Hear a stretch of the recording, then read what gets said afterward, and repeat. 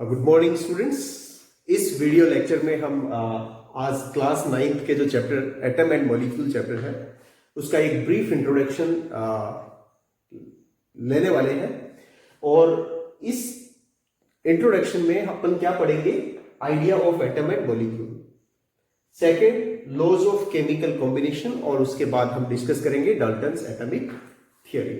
Okay, तो सबसे पहले अपन स्टार्ट करते हैं idea of atoms and molecules.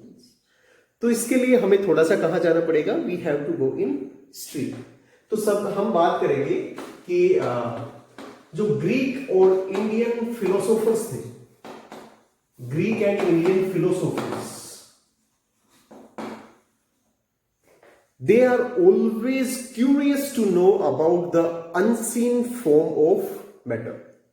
जो फिजिकल फॉर्म हमें दिखाई दे रही है उनका हमेशा एक आइडिया था कि if we go on dividing this matter, so at last we will go get the smallest particle that could not be divisible further. उस पार्टिकल के बारे में जानने की उनकी हमेशा ही क्या थी? क्यूरियोसिटी थी। ठीक है, इसके लिए उन्होंने अपने जो फिलोसॉफी है, अपने जो व्यूज है वो उन्होंने प्रस्तुत किए। सो फर्स्ट हम बात करने वाले हैं इंडियन जो फिलोसोफर्स हैं उनकी बात करने पर। तो अपन ये कहें कि 500 BC, बिफोर क्राइस्ट 500 में एक जो इंडियन फिलोसोफर्स हुए हैं महर्षि कनाद। महर्षि कनाद ने क्या कहा? महर्षि कनाद ने बताया कि if we go on dividing a matter,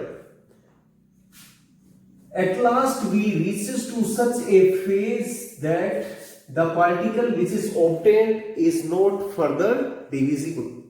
यानी उन्होंने कहा कि अगर हम किसी भी मैटर की किसी फॉर्म को अगर क्या करें, अपन डिवाइड करते जाएं, तो एट लास्ट हमारे पास एक इतना छोटा पार्ट उसका बच जाएगा कि उस छोटे पार्ट को हम और आगे डिवाइड नहीं कर पाएंगे। ठीक है, और उस जो इनडिविजिबल पार्टिकल था उसको उन्होंने क्या नाम दिया? परमाणु। ठीक है, उसको उन्होंने क्या नाम दिया? परमाणु। और परमाणु का उन्होंने क्या बताया कि दिस इज इनडिविजिबल फॉर्म। ठीक है, it can not be divided further. इसके जैसे ही सेम जो कंक्लूजन्स हैं, ये जो सेम कंक्लूजन्स किसको मिले? ग्रीक फिलोसोफर्स को। जो Greek philosophers also reached to the same conclusions. ठीक है, ग्रीक फिलोसोफर्स भी सेम ऐसे ही कंक्लूजन्स पर पहुंचे, जिसमें उन्होंने पाया कि the smallest part of the matter is not divisible. ठीक है, एक और जो इंडियन फिलोसोफर्स थे, इंडियन फिलोसोफर कात्यायन, अब पक्का दू कात्यायन, इन्होंने क्या बताया कि दिस स्मॉलेस्ट फॉर्म, ठीक है, the smallest form of the matter which is called परमाणु by the Maharshi Kanad, and it was called atom by the Greek philosophers.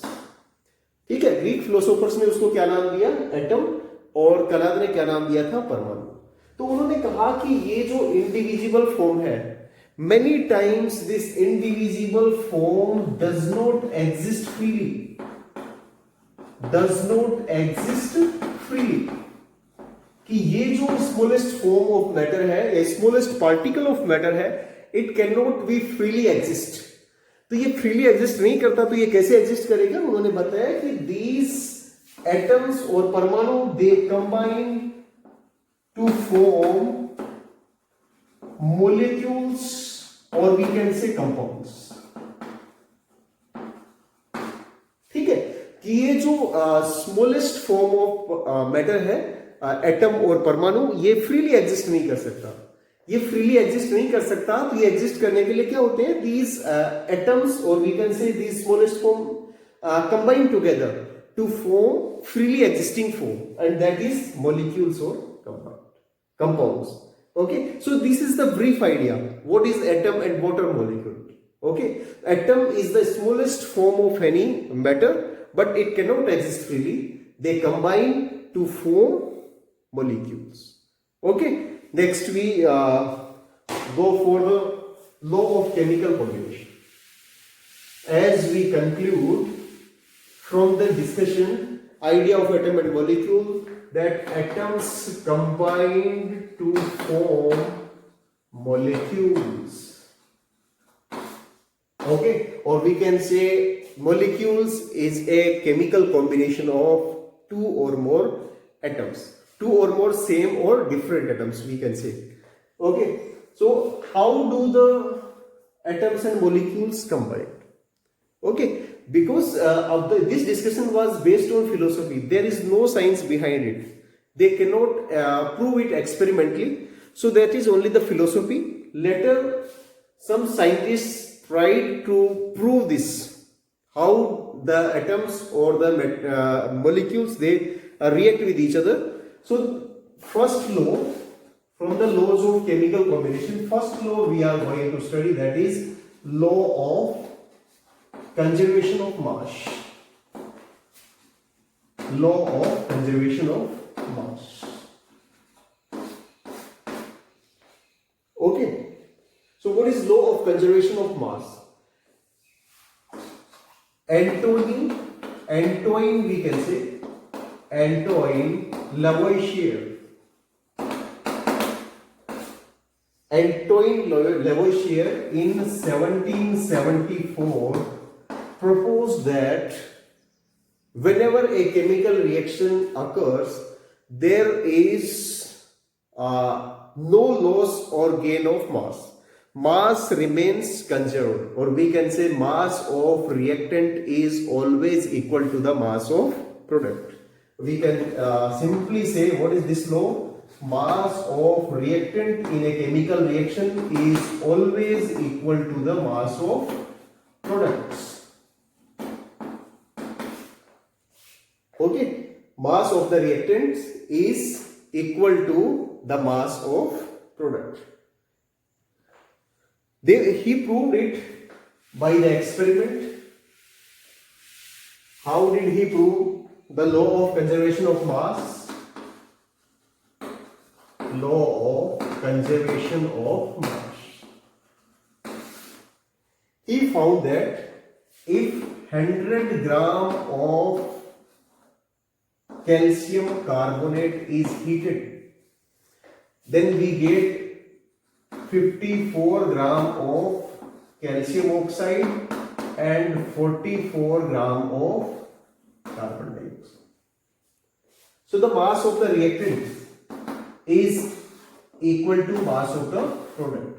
He performed some experiment. He has taken a closed container in which two reactants were taken. He weighed them before the reaction, then mixed and weighed it again after the reaction, and found that the mass of the reactant was always equal to the mass of the products. Okay, so this proved that the mass can neither be created nor be destroyed. So in other form we can say a mass is neither created nor destroyed in a chemical reaction. Mass always remains conserved. Okay, so this law is about during a chemical reaction or during any chemical change, mass of the total mass always remains conserved. Okay, there is no change in mass. Second law, law of constant proportion.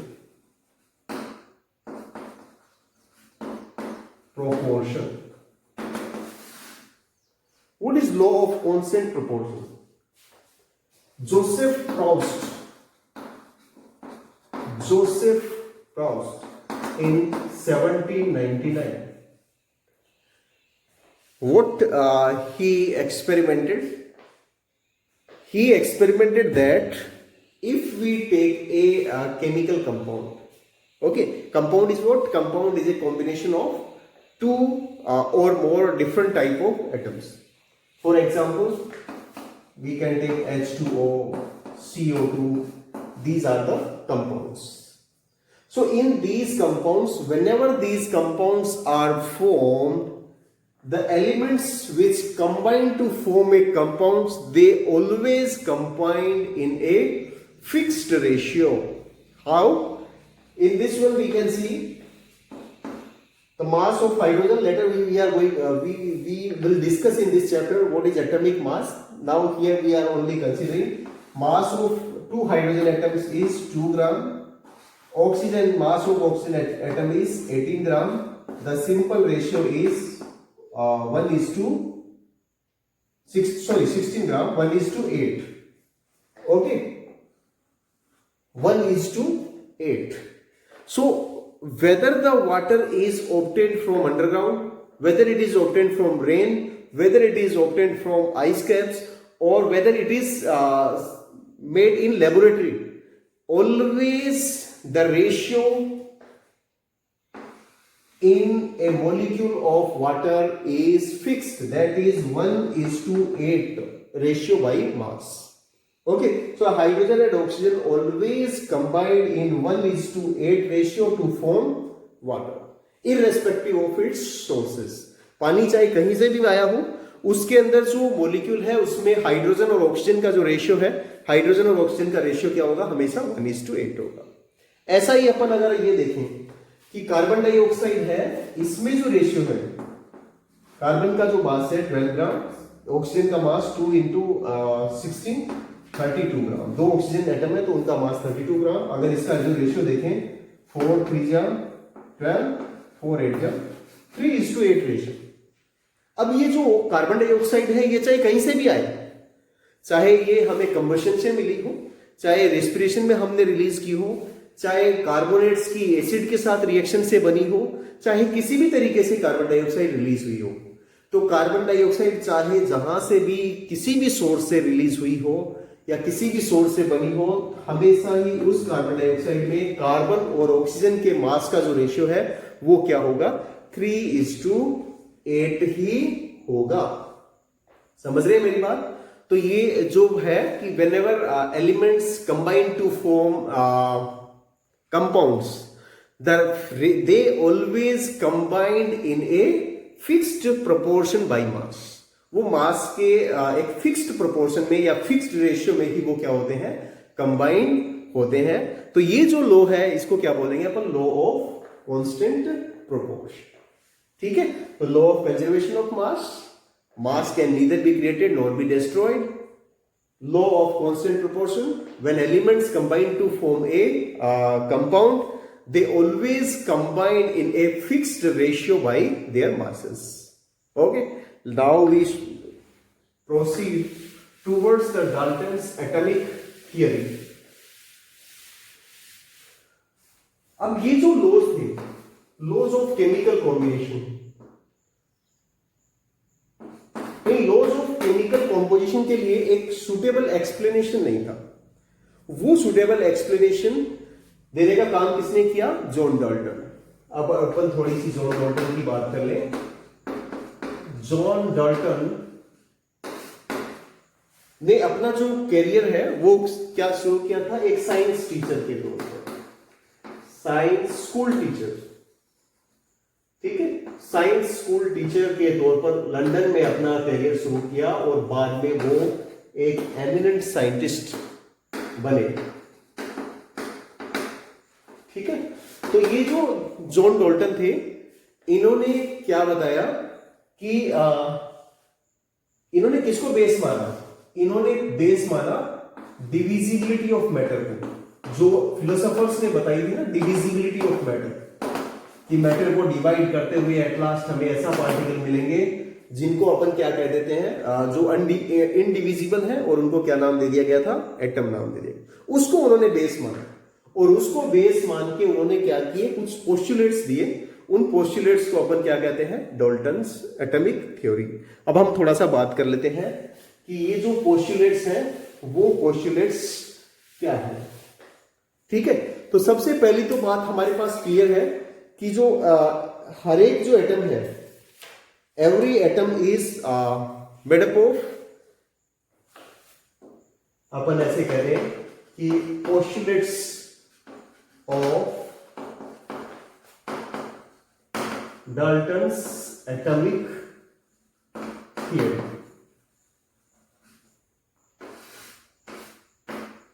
ठीक है, तो सबसे पहले तो अपन कह दें कि every matter, whether it is solid, liquid और gas, every matter is composed of smallest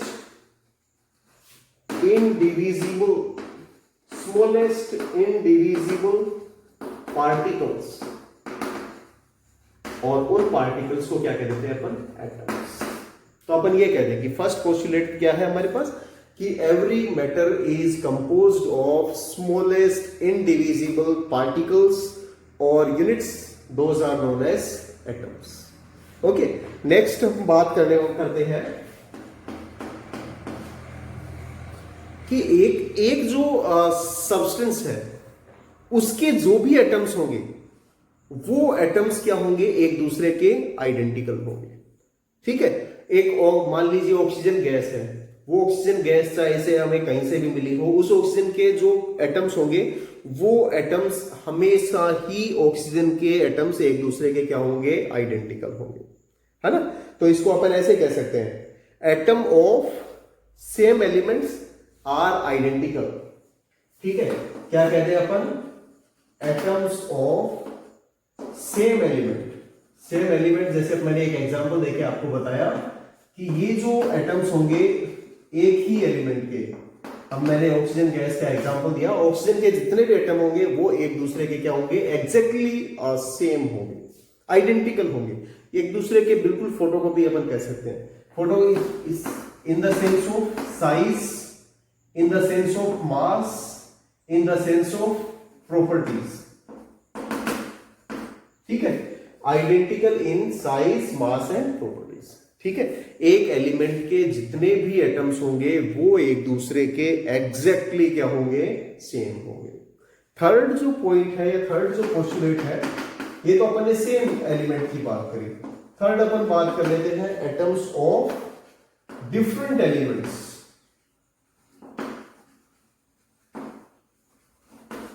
ठीक है, एटम्स ऑफ डिफरेंट एलिमेंट, जैसे एक तो मान लीजिए आयरन का एटम हो, सोडियम का एटम हो, एक ऑक्सीजन का एटम हो। सो ये जो डिफरेंट एलिमेंट के जो एटम्स है ना, ये क्या होंगे? डिफरेंट ही होंगे। वो किसमें डिफरेंट होंगे? वो साइज में भी डिफरेंट होंगे, वो मास में भी डिफरेंट होंगे, और वो प्रॉपर्टीज में भी क्या होंगे? डिफरेंट होंगे। ऐसा किसने बताया? जॉन डाल्टन ने बताया। ठीक है, तो उन्होंने क्या कहा कि every metal is made up of atoms, atoms of same elements are same element are identical to each other, atom of different elements are different in the properties, mass and size. Next उन्होंने क्या कहा? Fourth postulate की अपन बात करें,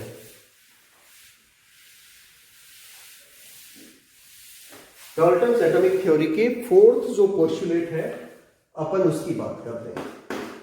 इन्होंने क्या कहा कि atoms can not exist freely, so they combined, atoms combine to form molecules. ठीक है, अब वो एटम्स हो सकता है कि सेम एलिमेंट के भी हो और क्या हो? डिफरेंट भी हो सकते हैं। जरूरी नहीं है कि सेम टाइप के जो एलिमेंट्स हैं वो भी कंबाइंड हो सकते हैं, और जो डिफरेंट टाइप के जो एलिमेंट है वो भी कंबाइंड। जैसे मैं एक एग्जांपल देके समझाऊं, ऑक्सीजन के 3 एटम्स मिलके क्या बना सकते हैं? ओजोन का एक मॉलिक्यूल। लेकिन ऑक्सीजन का एक एटम अगर हाइड्रोजन के 2 एटम के साथ कंबाइंड हो जाए तो वो क्या बना सकता है? वाटर। तो ये मैं कहना ये चाह रहा हूं कि जो एलिमेंट, जो एटम्स कंबाइंड हो रहे हैं जिस एलिमेंट के कंबाइंड, वो सेम भी हो सकते हैं और वो क्या हो सकते हैं? डिफरेंट भी हो सकते हैं। ठीक है, तो वो क्या होते हैं? एक दूसरे से कंबाइन होके क्या बनाते हैं? मॉलिक्यूल्स, या फिर अपन क्या कहते हैं कि दे फॉर्म कंपाउंड्स। ठीक है, अपन कहते हैं मॉलिक्यूल्स और कंपाउंड्स। ठीक, तो ये जो बात है। नेक्स्ट जो इन्होंने बताई, फिफ्थ जो पोस्टुलेट है, अपन कहते हैं कि जब भी एटम्स कंबाइंड होके मॉलिक्यूल्स बनाएंगे तो कैसे कंबाइंड होंगे? सो जॉन डाल्टन ने क्या बताया कि जॉन डाल्टन ने बताया कि atoms of different elements, atoms of different elements combine in simple fixed ratio to form compounds. ठीक है, क्या बात समझ रहे हैं हमें? Atoms of different elements combined with each other in a simple ratio to form compounds. जैसे यहां पे अपन देखें कि हाइड्रोजन और ऑक्सीजन, इनका जो रेशियो है वो क्या है? 2:1. ठीक है. कार्बन मोनोऑक्साइड देखें, इसमें कार्बन और ऑक्सीजन का जो रेशियो है वो क्या है? 1:1 है. ठीक है. कार्बन डाइऑक्साइड देखें, इसमें जो रेशियो है वो क्या है? 1:2. यानी ये जो रेशियो होगा वो हमेशा क्या होगा? सिंपल रेशियो में, सिंपल रेशियो के अंदर वो क्या होंगे? कंबाइंड होंगे. ठीक है. और ये जो सिंपल रेशियो है वो क्या होगा? फिक्स्ड. अगर अपन देखो अगले पोस्टुलेट की अपन बात करें कि अगर दो एलिमेंट के एटम्स एक दूसरे से कंबाइंड होके कंपाउंड्स बना रहे हैं और वो एक से ज्यादा कंपाउंड बनाते हैं, तो क्या होगा? वो डिफरेंट रेशियो में भी कंबाइंड हो सकते हैं. जैसे अपन ऐसे कह देंगे, atoms of two elements may combine in different ratios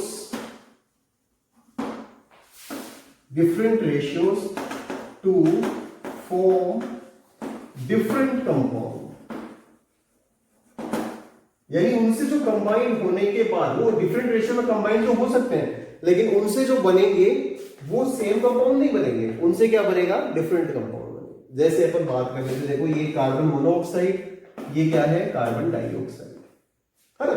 ऐसे ही अपन बात कर ले nitric oxide, nitrogen dioxide, nitrous oxide, ये कुछ एक एग्जांपल अपन ले. तो यहां हो क्या रहा है? देखो यहां जो रेशियो क्या है? 1:1 है. यहां रेशियो क्या है? 1:2 है. यहां रेशियो क्या है? 1:1. यहां पे 1:2, यहां पे 2:1. तो ये जो है ना, ये क्या हो सकता है? डिफरेंट जो रेशियो है उसमें भी क्या हो सकते हैं? कंबाइंड हो सकते हैं. ठीक है.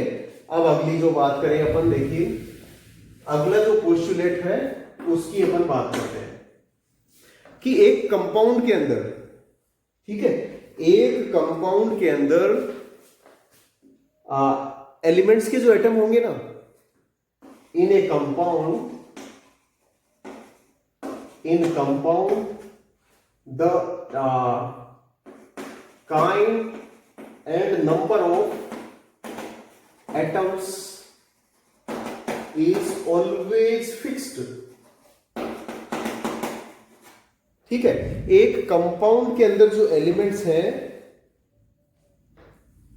ठीक है, अपन ये कह दें कि एक बात एग्जांपल से अपन समझें. वाटर का मॉलिक्यूल है, मान लीजिए. इस वाटर के मॉलिक्यूल में कौन से एलिमेंट्स हैं? हाइड्रोजन और ऑक्सीजन. तो इनका जो ये नेचर है, ये जो हमेशा ही इनका वाटर के मॉलिक्यूल के अंदर इनका जो काइंड है, यानी हाइड्रोजन और ऑक्सीजन के ही एटम होंगे, किसी दूसरे एलिमेंट के नहीं हो सकते. दूसरा, इनका जो रेशियो है वो रेशियो भी क्या रहेगा? फिक्स रहेगा, है ना. नंबर ऑफ एटम भी फिक्स रहेंगे. जैसे इसके अंदर क्या है? 2 हाइड्रोजन के एटम है, एक इसका एटम है, एक ऑक्सीजन का एटम है. तो ये नंबर भी क्या रहेगा? फिक्स रहेगा हमेशा. और हाइड्रोजन और ऑक्सीजन ये जो एलिमेंट है ये भी क्या रहेंगे? फिक्स रहेंगे. इनमें कोई चेंज नहीं आएगी. ठीक है. अगली जो बात अपन करने वाले हैं वो अपन बात करें, देखिए इसका जो नेक्स्ट पोस्टुलेट है कि जब भी एटम्स कंबाइन करते हैं, एटम्स व्हेनेवर कंबाइन, है ना, they always combine in whole number. Simple whole numbers के अंदर ये क्या करेंगे? कंबाइन करेंगे. ये फ्रैक्शंस में कभी भी कंबाइन नहीं होते. Never in fractions. ठीक है. Atoms always combined in simple whole number, but they never ever react in fractions. ऐसा नहीं है कि 1.5 मॉलिक्यूल रिएक्ट कर रहा हूं. 1.5 मॉलिक्यूल का रिएक्ट करना पॉसिबल नहीं है. पूरा का पूरा या तो 1 एटम या 2 एटम या 3 एटम या 4 एटम, इस तरह से क्या करेंगे वो रिएक्ट करेंगे। ठीक है, last but not the least अपन कह दें कि एटम इज इनडिविजिबल। जो अपन ने पहले पॉइंट में भी बात करी थी कि एटम्स को क्या नहीं कर सकते, डिवाइड नहीं कर सकते। अपन ये कहते हैं कि atoms can neither be created nor be destroyed. अपन ऐसे कहेंगे, neither be created nor be destroyed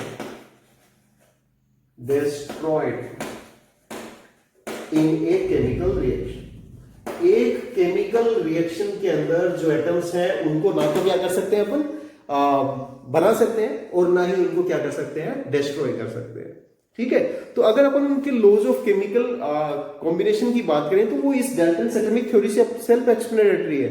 देखिए यहां देखिए, एटम इनडिविजिबल है, उसको क्रिएट भी नहीं कर सकते, डिस्ट्रॉय भी नहीं कर सकते। क्रिएट नहीं हो सकता एटम, डिस्ट्रॉय नहीं हो सकता, इसका मतलब मास तो फिक्स रहेगा। ठीक है, that's why it can be, those laws can be explained by Dalton's atomic theory. अगर अपन वो फिक्स प्रोपोर्शन वाले की बात कर लें तो यहां देखिए आप लोग, ठीक है, कि डिफरेंट एलिमेंट्स के जो एटम्स हैं वो क्या होंगे, एक सिंपल रेशियो में कंबाइन होकर क्या बनाएंगे, कंपाउंड बनाएंगे। तो वो रेशियो क्या है, वो फिक्स रहेगा। रेशियो हम फिक्स्ड रहेगा तो कांस्टेंट प्रोपोर्शन अपने आप ही हो गया।